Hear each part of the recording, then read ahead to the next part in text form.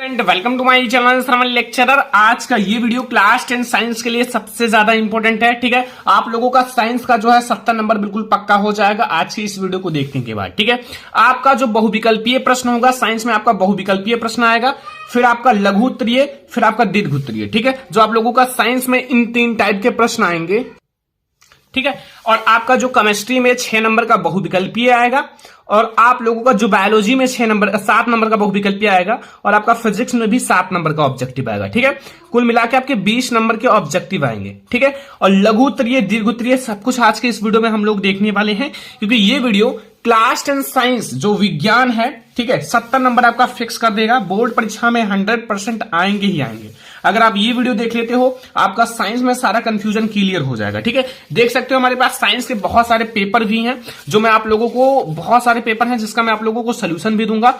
और जो board exam ने पेपर जारी किया है, ठीक है, जो बोर्ड एग्जाम ने पेपर जारी किया है उसका भी आप लोग सोल्यूशन जरूर कर लेना। ठीक है, मैं आप लोगों का बोर्ड एग्जाम का जो पेपर जारी हुआ है, ठीक है, आप लोगों का न्यू मॉडल पेपर, उसका मैं आप लोगों को पीडीएफ का लिंक इस वीडियो के डिस्क्रिप्शन में दे दूंगा, आप लोग सॉल्व कर लेना। और ये हमारे पास एक वायरल पेपर है जो 2022 का, और इसको मैं आप लोगों को, इसका भी पीडीएफ का लिंक मैं बनाकर, इसका पीडीएफ का लिंक डिस्क्रिप्शन में दे दूंगा। आप लोग ये दोनों पेपर जरूर सॉल्व कर लेना। ठीक है, इसका भी पीडीएफ दे दूंगा, क्योंकि आप लोगों के लिए, मैं आप लोगों के लिए ये आप लोगों का वीडियो का पीडीएफ बना दूंगा इस पेपर का। ठीक है, तो इसमें मैं आप लोगों को सबसे पहले केमिस्ट्री का बहुविकल्पीय बताता हूं। ठीक है, सबसे पहले हम लोग केमिस्ट्री के बहुविकल्पीय प्रश्न देखेंगे जो बोर्ड एग्जाम के लिए वेरी इंपॉर्टेंट है, और वो बहुविकल्पीय प्रश्न देखेंगे जो बोर्ड एग्जाम में आएंगे ही आएंगे। ठीक है, तो पहला प्रश्न हम लोग देखते हैं।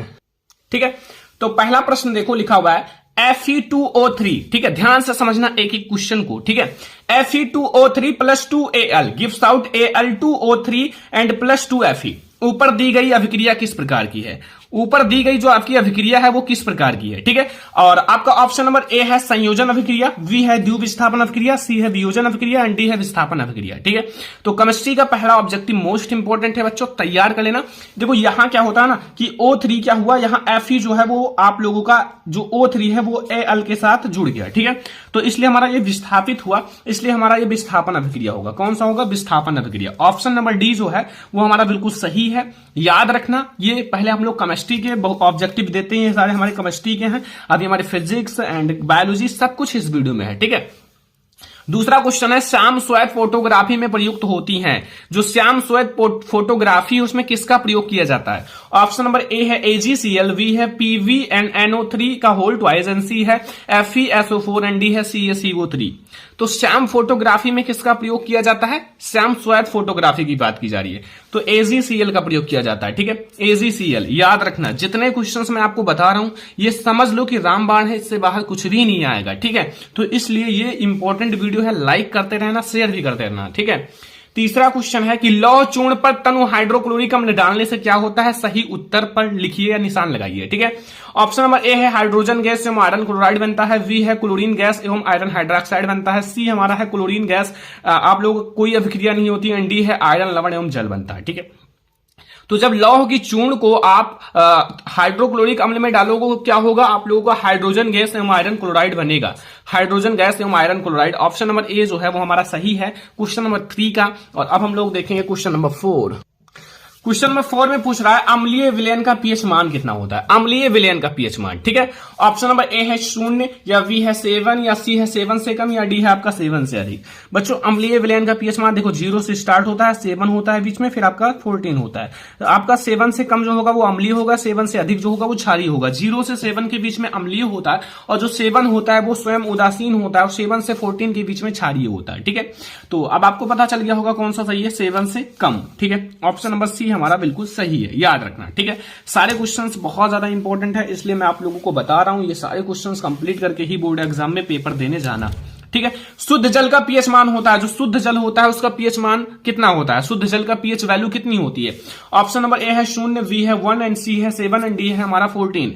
तो जो शुद्ध जल होता है, जो बिल्कुल शुद्ध होता है, उसकी जो पीएच वैल्यू होती है वो हमारा कितना होता है? वो उदासीन होता है, रंगहीन, गंधहीन, स्वादहीन होता है, इसलिए हमारा 7 होता है। ठीक है, तो याद रखना ये हमारा क्वेश्चन नंबर 5 है।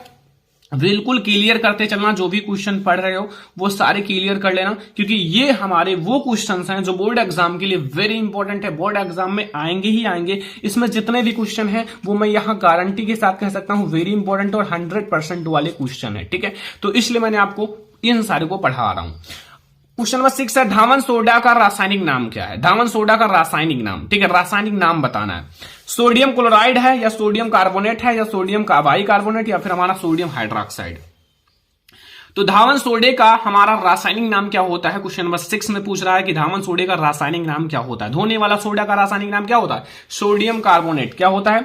Sodium carbonate. याद रखना, अगर ना याद हो लिख कर याद करो, ना याद हो सुबह उठकर याद करो, टाइम कम है पढ़ना ज्यादा है, ठीक है। अब अगर आप लोग इस स्मार्ट तरीके से तैयारी करोगे, जैसा मैं आपको बता रहा हूं, पूरा बुक पढ़ना इम्पॉसिबल है, जो मैं आपको बता रहा हूं उसको पढ़ो, ये सारे इंपॉर्टेंट है, वो आएंगे ही आएंगे। अगर आप पेपर उठा के देखोगे ना, वो आप अगर आप केमिस्ट्री में देखोगे तो वही क्वेश्चंस आते हैं जो मैं आप लोगों को बता रहा हूं, ठीक है, क्योंकि ये सारे वो क्वेश्चंस हैं जो बोर्ड एग्जाम के लिए बहुत ही ज्यादा इंपॉर्टेंट है। देखो इसमें देख लो पेपर में क्या आया हुआ है। शुद्ध जल का पीएच मान क्या होता है? देखो मैंने बता रखा है, शुद्ध जल, ये पेपर है, ठीक है। अम्ल हाइड्रोजन हटाने का धातु है, अभी आगे बताऊंगा। प्रोपेन का रासायनिक सूत्र अभी मैं आपको आगे बताऊंगा, आगे वाले में। ये सब कितना आसान है, अगर आप लोग देखोगे ना पेपर में यही सब आते हैं, ठीक है। अगला क्वेश्चन देखो, क्वेश्चन नंबर 7 है कि निम्न में से अम्लीय लवण है, निम्न में से अम्लीय लवण कौन सा है? ऑप्शन नंबर ए है NaCl, बी है NaHSO4 एंड सी है Na2SO4 एंड KCN। तो निम्नलिखित में से अम्लीय लवण कौन सा है? अम्लीय लवण बताना है, ठीक है। तो अम्लीय लवण आप लोगों को पता होगा, अगर नहीं पता हो तो कोई दिक्कत नहीं, जिसमें हाइड्रोजन आयन होते हैं वो अम्लीय लवण होता है। तो हमारा NaHSO4 में क्या है? H है, हाइड्रोजन आयन है, इसलिए हमारा ये क्या होगा? अम्लीय लवण होगा, ठीक है। समझ में आ गया ना? कोई दिक्कत कोई कंफ्यूजन नहीं होगा ना? अगर कंफ्यूजन हो तो बता देना, ठीक है। पेयजल को जीवाणु रहित करने में प्रयोग किया जाता है, जो पीने वाला जल है अगर उसको जीवाणु रहित करना है तो उसमें हम किसका प्रयोग करेंगे? ऑप्शन नंबर ए है CaOCl2, बी है CaCl2, सी है CuCl2 एंड डी है CaCO3। तो जो पीने वाला जल है अगर उसको जीवाणु रहित करना है, मतलब जीवाणुओं को हटाना है, तो हम लोग किसका प्रयोग करेंगे? CaOCl2, ठीक है, calcium oxychloride CaOCl2। Option number A सही है क्वेश्चन नंबर 8 का। अब हम लोग देखेंगे अगला क्वेश्चन, क्वेश्चन नंबर 9। अब आप लोग फोकस करो, लिखा हुआ एक विलयन में हाइड्रोजन आयन की सांद्रता 10⁹ m है, इस विलयन का पीएच मान है। आपको यह बताना है कि एक विलयन है जिसमें हाइड्रोजन आयन की सांद्रता 10⁹ m है, इस विलयन का पीएच वैल्यू होगा। ऑप्शन नंबर ए है 9, बी है 10 एंड सी है -9 एंड डी है आपका कोई नहीं। तो अब आप लोगों को पता ही होगा, देखो 10⁹ है वो नीचे होता है, जब वो ऊपर जाता है तो वो 9 जो है वो माइनस में है, वो प्लस हो जाता है, इसलिए हमारा 10⁹ प्लस होगा, ठीक है।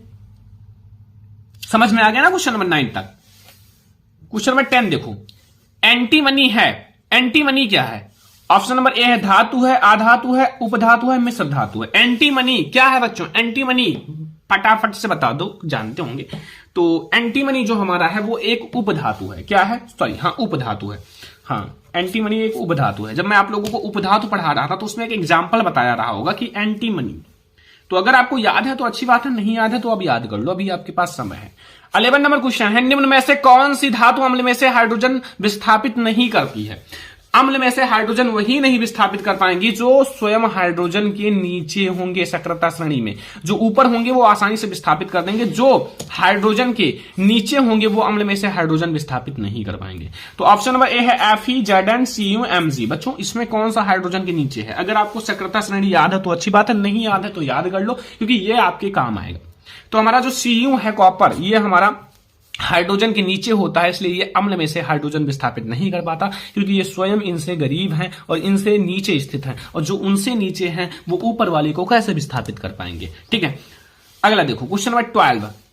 मैट में मुख्यतः होता है, जो मैट होता है, मैट में मुख्यतः क्या होता है? FeS या Cu2S या Cu2S तथा FeS या Cu2S तथा Fe2S3।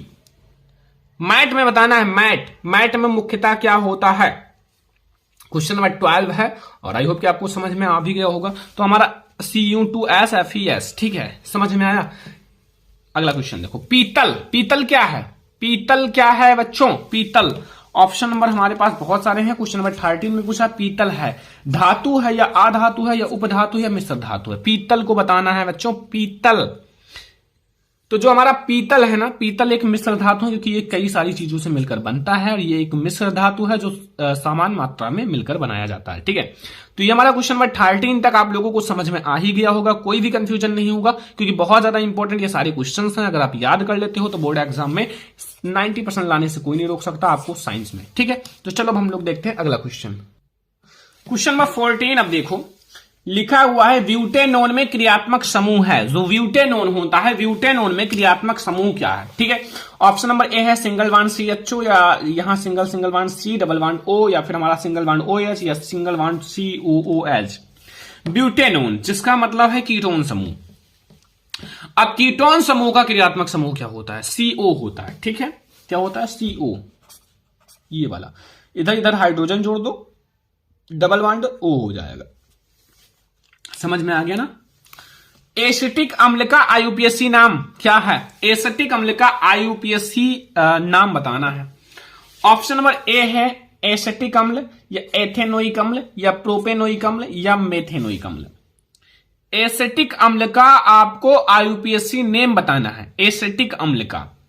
अब एसिटिक अम्ल का जो IUPAC नेम होगा वो हमारा होगा, देखो इसमें 2 कार्बन होते हैं CH3COOH, इसलिए हमारा ना मेथ में नहीं होगा ना प्रोप में होगा, एथ में होगा, तो एथेनोइक अम्ल हो जाएगा क्योंकि इसमें ओइक जोड़ा जाता है लास्ट में और COOH ग्रुप है। ठीक है,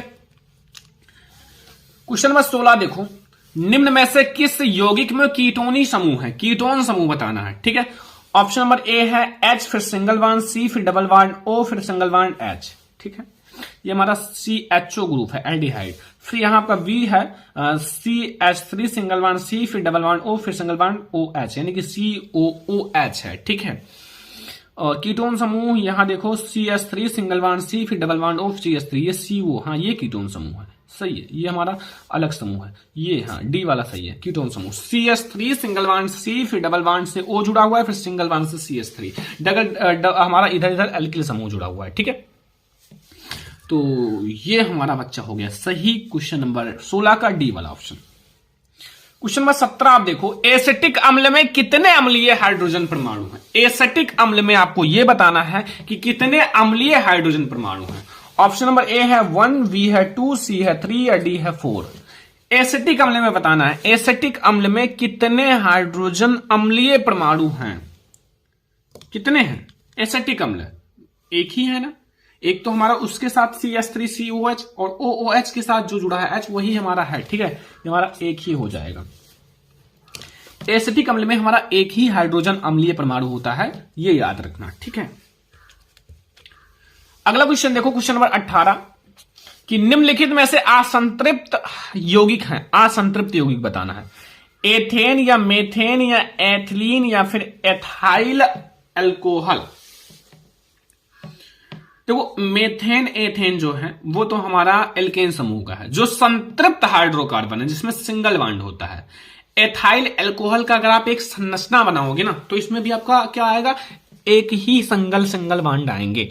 और एथिलीन यानी कि एल्कीन समूह है, यानी कि हमारा ये असंतृप्त है, असंतृप्त। ठीक है, एल्केन समूह तो फिलहाल आपका संतृप्त ही होता है, इसमें दोनों में एल्केन है क्योंकि एन जुड़ा हुआ है लास्ट में ना, तो ये तो हमारा दोनों कंफ्यूजन खत्म हो गया। अब एथाइल अल्कोहल का आप एक संरचना बनाओगे तो सिंगल बॉन्ड ही आएगा, इसलिए हमारा संतृप्त होगा, सिंगल बॉन्ड है तो संतृप्त होगा, और हमारा एथिलीन में डबल बॉन्ड होता है। 19 नंबर क्वेश्चन है, एलाई विकर्ण संबंध दर्शाता है। एलाई जो है वो विकर्ण संबंध किसके साथ दर्शाता है? Na के साथ, K के साथ, Al के साथ, या Mg के साथ? तो एलाई जो है बच्चों वो विकर्ण संबंध हमारा किसके साथ दर्शाता है? Mg के साथ। किसके साथ? Mg के साथ, याद रखना। Mg के साथ हमारा एलाई जो है, लिथियम जो है वो मैग्नीशियम के साथ विकर्ण संबंध दर्शाता है, Mg के साथ। ये हमारा क्वेश्चन नंबर 19, और आई होप कि आपको सारे क्वेश्चन समझ में आ गए होंगे क्वेश्चन नंबर 19 तक। तो चलो अब हम लोग देखते हैं अगला क्वेश्चन। क्वेश्चन नंबर 20 देखो, ठीक है। क्वेश्चन नंबर 20 से आप लोगों का बायोलॉजी के प्रश्न स्टार्ट हो गए। किसके? बायोलॉजी के, जो आपका 7 मार्क्स का आएगा, ठीक है। क्वेश्चन नंबर 20 से आप लोगों के बायोलॉजी के प्रश्न स्टार्ट हो गए, जो आप लोगों के 7 मार्क्स का ऑब्जेक्टिव आएगा, ठीक है, याद रखना। तो लिखा हुआ पादपों में वायु प्रदूषण कम करने की प्रक्रिया है। अगर जो पेड़ पौधे होते हैं, पादप होते हैं, उसमें हमें वायु प्रदूषण कम करना है तो हम लोग किस चीज का प्रयोग करेंगे? श्वसन का, या प्रकाश संश्लेषण का, या वाष्पोत्सर्जन का, या प्रोटीन संश्लेषण। देखो श्वसन तो मनुष्यों में होता है, वाष्पोत्सर्जन के द्वारा उत्सर्जन होता है, जैसे हम लोगों में उत्सर्जन होता है। प्रोटीन संश्लेषण में प्रोटीन का संश्लेषण होता है, लेकिन प्रकाश संश्लेषण में जो है वो वायु प्रदूषण कम कर देता है, क्योंकि ये हमारा प्रकाश संश्लेषण ही है सही ऑप्शन। ठीक है, 21 नंबर क्वेश्चन देखो, स्वपोषी पोषण के लिए आवश्यक है। जो स्वपोषी पोषण होते हैं, जो स्वयं अपना भोजन बनाते हैं, उनके लिए क्या आवश्यक है? ठीक है, ऑप्शन नंबर ए है CaO तथा CO2 तथा जल, यानी कि कार्बन डाइऑक्साइड तथा जल। बी है क्लोरोफिल, सी है सूर्य का प्रकाश, डी है उपयुक्त में सभी। देखो जो स्वपोषी पोषण होते हैं, जो स्वयं अपना भोजन बनाते हैं, उनके लिए CO2 यानी कि कार्बन डाइऑक्साइड, जल दोनों इंपॉर्टेंट है, क्लोरोफिल भी इंपॉर्टेंट है, सूर्य का प्रकाश भी इंपॉर्टेंट है। तो फिर क्या इंपॉर्टेंट नहीं है? सारे हैं ना, तो उपयुक्त में से सभी कर दो, क्या दिक्कत है? ठीक है, उपयुक्त में से सभी आपका सही हो जाएगा। क्वेश्चन नंबर 22 देखो, हीमोग्लोबिन महत्वपूर्ण भूमिका निभाता है। जो हीमोग्लोबिन होता है वो महत्वपूर्ण भूमिका किसके साथ निभाता है? उत्सर्जन के साथ, श्वसन के साथ, पाचन के साथ, वृद्धि के साथ। हीमोग्लोबिन को बताना, हीमोग्लोबिन महत्वपूर्ण भूमिका निभाता है। तो हीमोग्लोबिन जो होता है बच्चों, वो हमारा श्वसन के साथ महत्वपूर्ण भूमिका निभाता है। किसके साथ? श्वसन के साथ हमारा महत्वपूर्ण भूमिका निभाता है जो हीमोग्लोबिन होता है। ठीक है, ये सारे बायोलॉजी के इतने ज्यादा इंपॉर्टेंट क्वेश्चन हैं कि यार अगर आप देख लोगे ना तो रिकॉर्ड तोड़ चुके हैं बोर्ड एग्जाम में आने का, हर साल लगभग आते ही आते हैं। ठीक है, क्योंकि ये सारे बहुत ही ज्यादा इंपॉर्टेंट क्वेश्चन हैं। अगर आप लोग इन सारे को तैयार कर लोगे तो फिर आप लोगों का, ये देखो मैं आपको दिखाता हूं पेपर में, देखो लिखा हीमोग्लोबिन महत्वपूर्ण भूमिका निभाता है। हीमोग्लोबिन देख लो, बोर्ड एग्जाम में आया हुआ है ना, श्वसन में, सही है ना? तो देख लो आपका, ये देखो फ्लोएम द्वारा भोजन का स्थानांतरण होता है, ये भी बहुत ज्यादा इंपॉर्टेंट है। अभी मैं आपको आगे समझाऊंगा ना, क्या दिक्कत है। तो ये हमारा है पादप में जाइलम उत्तरदायी है। पादप में जो जाइलम होता है वो उत्तरदायी होता है किसके लिए? जल का वहन, भोजन का वहन, अमीनो अम्ल का वहन, ऑक्सीजन का वहन। पादप में जो जाइलम होता है वो किसके लिए उत्तरदायी होता है? जल का वहन करता है, या भोजन का वहन करता है, या अमीनो अम्ल का वहन करता है, या ऑक्सीजन का वहन। तो जो जाइलम होता है वो जल का वहन करता है। किस चीज का? जल का वहन करता है। ठीक है, जल का वहन। क्वेश्चन नंबर 23 का हमारा ऑप्शन नंबर ए सही है। 24 नंबर क्वेश्चन, अलैंगिक जनन मुकुलन द्वारा होता है। जो अलैंगिक जनन होता है वो मुकुलन द्वारा किस में होता है? ठीक है, अमीबा में, ईस्ट में, या प्लाज्मोडियम में, या फिर लेशमीनिया में। आपको यह बताना है जो अलैंगिक जनन होता है वो मुकुलन द्वारा इन चारों में से किस में होता है? तो जो आप लोगों का अलैंगिक जनन मुकुलन के द्वारा ईस्ट में होता है। किस में होता है? ईस्ट में। ये हमारा क्वेश्चन नंबर 24 है, और याद रखना ये हमारा बहुत ज्यादा इंपॉर्टेंट क्वेश्चन है बोर्ड एग्जाम के लिए। अगर आप लोग ये सारा कंप्लीट कर लोगे तो फिर आप लोग बहुत अच्छे मार्क्स लाओगे बोर्ड एग्जाम में। ठीक है, समझ में आ रहा है ना? क्वेश्चन नंबर 25 देखो, प्राग कोश में होते हैं। जो प्राग कोश होता है उसके अंदर क्या होता है? वायदल होता है, या अंडाशय होता है, या अंडप होता है, या प्रागकण होता है। तो जो प्राग कोश होते हैं, प्राग कोश के अंदर क्या होता है? प्रागकण होता है। क्या होता है? प्रागकण। तो याद रखना जो हमारा प्राग कोश होता है उसके अंदर प्रागकण होता है, और यही प्रागकण मादा जो है, मादा जनांग यानी कि वर्तिकाग्र पर जाता है। फिर अगला बीज बनता है, फल बनता है, निषेचन होता है, फर्टिलाइजेशन होता है, परागण की क्रिया होती है। ये बहुत ज्यादा इंपॉर्टेंट है। ठीक है, क्वेश्चन नंबर आपका 26 है, द्विनिषेचन आप लोगों का पाया जाता है, या द्विनिषेचन किस में होता है? जंतुओं में होता है, जो जंतु होते हैं, या आवृत बीजी पादप में होता है, या अनावृत बीजी पादप में, या शैवाल में। द्विनिषेचन की प्रक्रिया किस में होती है? जंतुओं में होता है, या आवृत बीजी पादप में, अनावृत बीजी पादप में, या शैवाल में। तो जो हमारा द्विनिषेचन होता है वो आवृत बीजी पादप में होता है। किस में होता है? आवृत बीजी पादप में। याद रखना बोर्ड एग्जाम के लिए मोस्ट इंपॉर्टेंट है। ये हमारा जो क्वेश्चन नंबर 26 है। ठीक है, बहुत ज्यादा इंपॉर्टेंट है सारे। 27 है, निम्न में से कौन सा मानव में मादा जनन तंत्र का भाग नहीं है? मादा जनन तंत्र का इन चारों में से कौन सा भाग नहीं है? अंडाशय, गर्भाशय, शुक्रवाहिका, डिंबवाहिनी। ऑप्शन नंबर ए अंडाशय है। अंडाशय जो है मादा जनन तंत्र का भाग है। गर्भाशय भी मादा जनन तंत्र का भाग है। शुक्रवाहिका नहीं है। डिंबवाहिनी को अंडवाहिनी कहा जाता है, ये भी है। लेकिन जो शुक्रवाहिका है ये एक नर जनन तंत्र का भाग है। क्या है? नर जनन तंत्र का भाग है। तो ये आप लोग याद रखना, ये मादा जनन तंत्र का भाग नहीं है। ठीक है, 28 नंबर क्वेश्चन देखो, मेंडल ने अपना प्रयोग किस पौधे पर किया था? मेंडल ने अपना प्रयोग निम्न में से किस पौधे पर किया था? मेंडल ने अपना प्रयोग किया था ना, एक संकर संकरण, द्विसंकर संकरण, प्रभाविता का नियम एंड आप लोगों का पृथक्करण का नियम, स्वतंत्र विभजन का नियम, बहुत सारे नियम दे दिए थे। किस पर? पपीते पर दिया था, या आलू पर, या मटर पर, या अंगूर पर? तो बच्चों वो दिए थे मटर पर। किस पर? मटर पर। ठीक है, याद रखना, मटर इज करेक्ट ऑप्शन।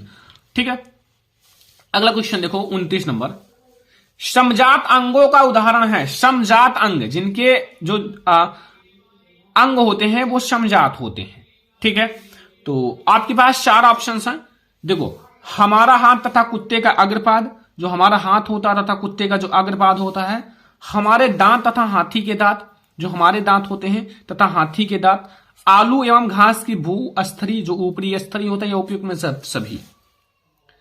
तो इसका आपका राइट ऑप्शन क्या होगा? उपयुक्त में से सभी। ये हमारे सारे समजात अंग हैं, सबके जाति समान है। ठीक है, समजात अंग है सारे। तो ये हमारा क्वेश्चन नंबर 29 है। अब हम लोग देखेंगे अगला क्वेश्चन। अब आप लोग देखिए क्वेश्चन नंबर 30। क्वेश्चन नंबर 30 में क्या पूछ रहा है कि विकास के दृष्टिकोण से मानव से सबसे अधिक निकटतम है या निकटवर्ती है। जो विकास के दृष्टिकोण से बताना है कि मानव से सबसे अधिक निकटवर्ती है। तो ऑप्शन नंबर ए है बंदर, या चमगादड़, या आपका खरगोश, या चिंपैंजी।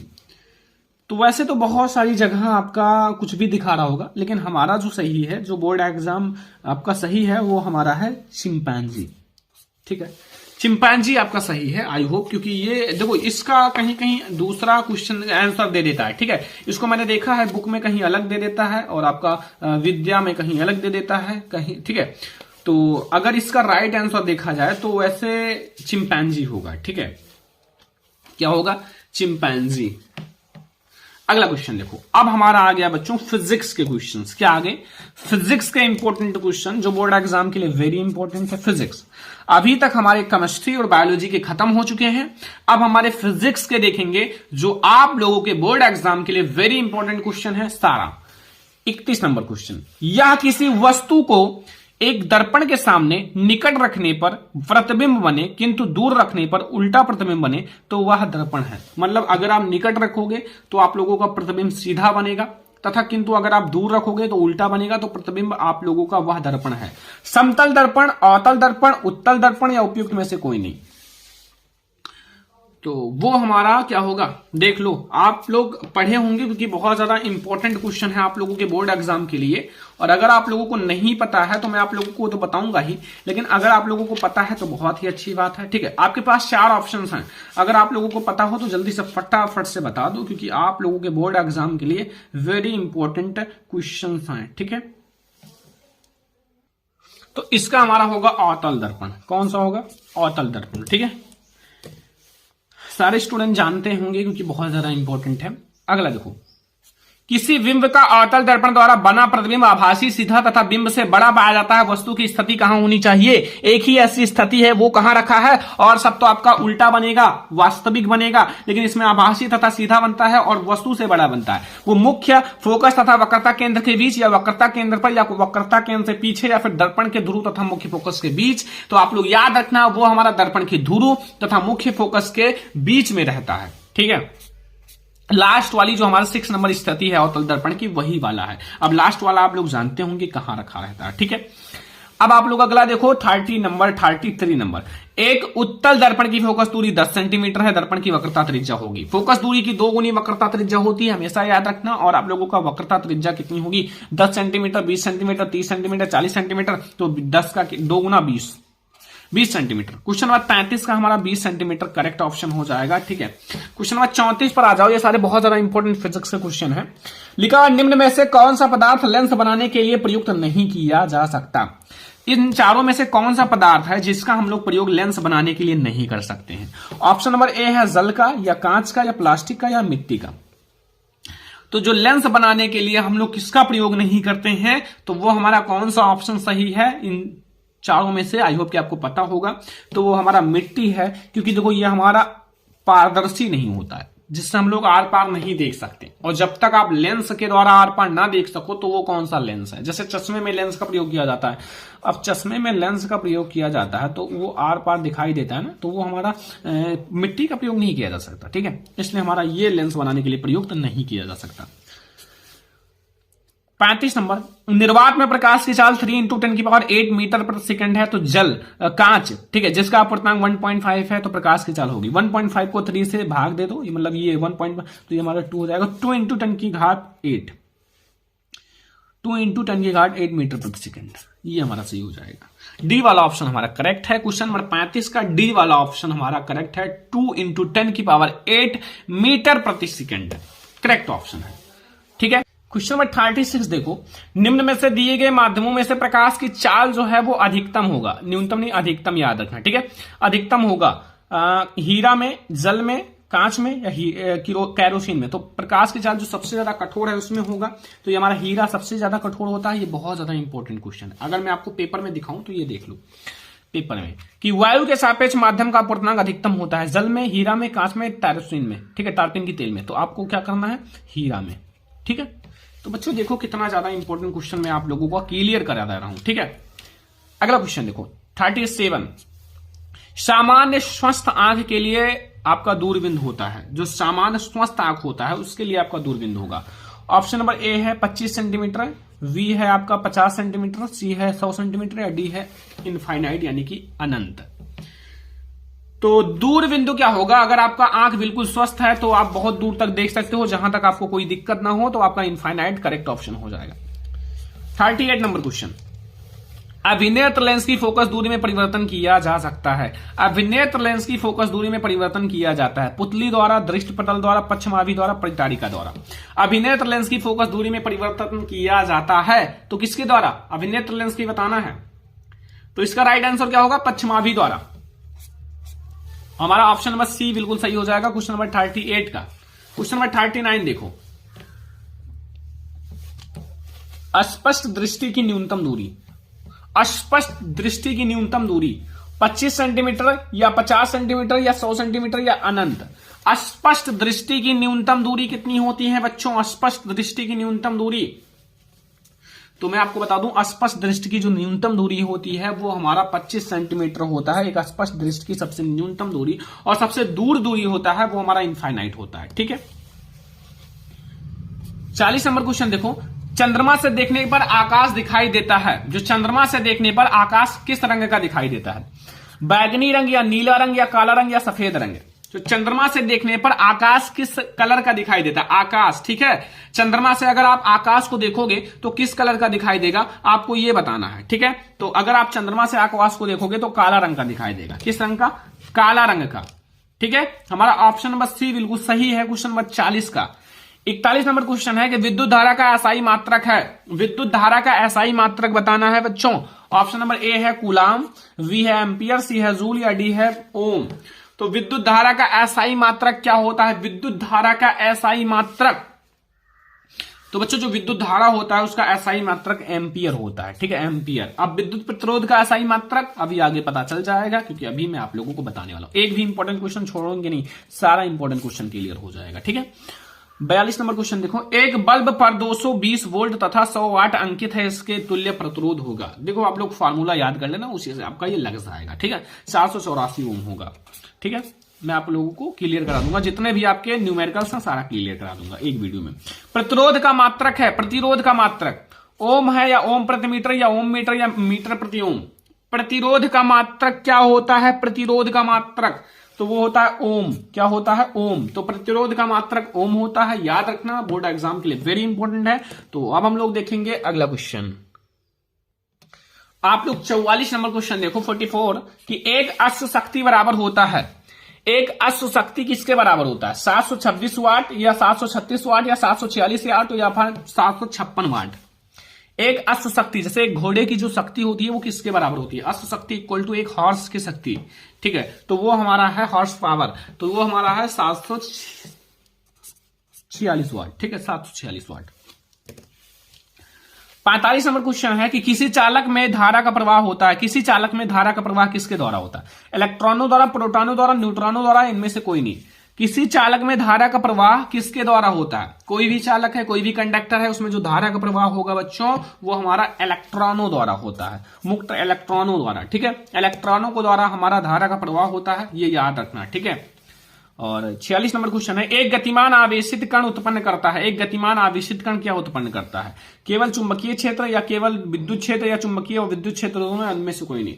तो एक जो गतिमान आवेशित कण है वो क्या उत्पन्न करता है? तो जो गतिमान आवेशित कण होता है वो हमारा क्या उत्पन्न करता है? चुंबकीय और विद्युत क्षेत्र दोनों। अगर आप उसको चुंबकीय क्षेत्र में रखोगे तो चुंबकीय क्षेत्र उत्पन्न करेगा, अगर विद्युत क्षेत्र में रखोगे तो विद्युत क्षेत्र उत्पन्न करेगा, यानी कि हमारा दोनों सही हो जाएगा। विद्युत धारा उत्पन्न करने की युक्ति है। विद्युत धारा उत्पन्न करने की युक्ति क्या है? जनित्र है या गैल्वेनोमीटर या एमीटर या मोटर? तो जो विद्युत धारा उत्पन्न करने की युक्ति है इन चारों में से वो कौन सा है? तो विद्युत धारा उत्पन्न करने की जो युक्ति है वो हमारा वैद्युत जनित्र है। क्या है? वैद्युत जनित्र। हमारा ऑप्शन नंबर ए बिल्कुल सही है। डायनमो उत्पन्न करता है। डायनमो क्या उत्पन्न करता है? आवेश, विद्युत वाहक बल, विद्युत क्षेत्र या चुंबकीय क्षेत्र।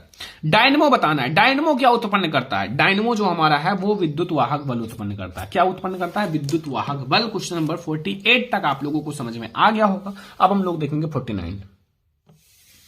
49 नंबर क्वेश्चन देखो, निम्नलिखित में से कौन सी एक परत परावैंगनी किरणों की पृथ्वी को आने से रोकती है?